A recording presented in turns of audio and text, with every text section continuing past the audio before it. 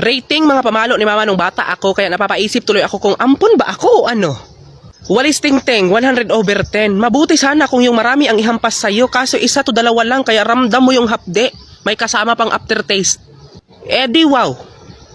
Chanelas, 5/10, kasi hindi sa pagmamayabang, magaling ako sa sleeper X tsaka bahay kubo, kaya naiilagan ko to. Bawi ka na lang man next life. Char!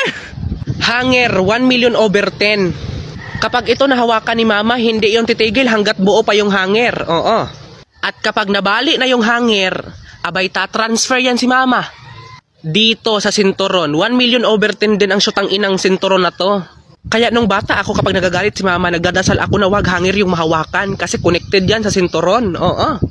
Ang sarap talaga dun magsulat ng letter tapos ipadala sa MMK. Pero napaisip ako, kawawa yung artistang gaganap kasi kumakain ako ng sipon dati.